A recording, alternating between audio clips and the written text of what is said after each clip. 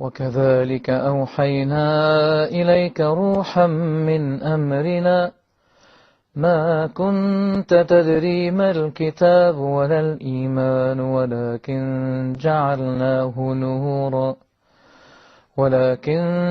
جعلناه نورا نهدي به من نشاء من عبادنا وإنك لتهدي إلى صراط مستقيم صراط الله الذي له ما في السماوات وما في الأرض ألا إلى الله تصير الأمور.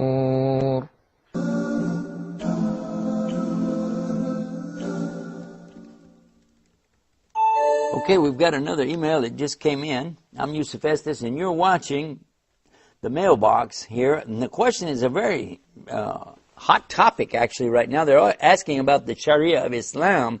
They said it's very scary. I'm afraid for Muslims to rule. Well, first of all, I want to put your mind at ease about something.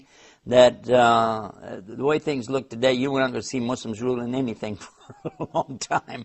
But beside that, let us talk about what is the Sharia of Islam and give you a better understanding about it.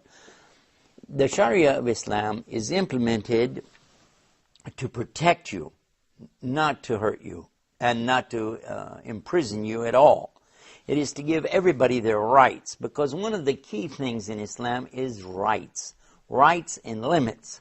Often we talk about rights, but we don't consider the other side. What would be the limits of this? I want my rights, but how about your rights? So Islam is having the balance because it's not coming from a human being.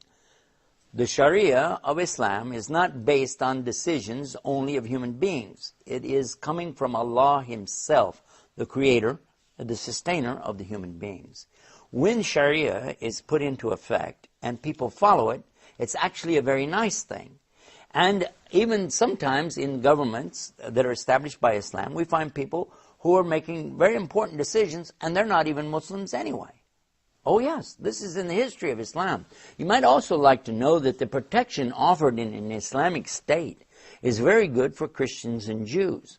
At the time of the Inquisition, the Jews who happened to live in Spain, and actually some of my ancestors, migrated out of there. They left, and they went to places like Morocco and Egypt because they would be protected there, and still protected even until this very day now. The same is true in Syria and other places where we find Christians who have been there historically since before Islam came, and they're still being protected even now. So understand that Islam is not putting Sharia out there as a way to eliminate competition or put all religions out of business. But it is clear in Islam, from the Sharia point of view, that the only one to worship is the one God, Allah.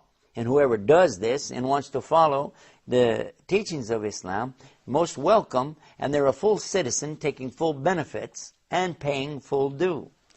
The one who's not a Muslim, though, who lives in the Islamic state, has some very nice things. I've already mentioned the protection, but also they're not required to serve in the military, and that's right, because why should you be serving in the military, fighting for a cause that you perhaps don't believe in?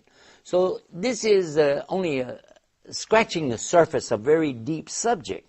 I wish you would take some time and learn more about the real Sharia of Islam before you pass judgment on it. And what I recommend to do is to visit our website called the Islam Newsroom.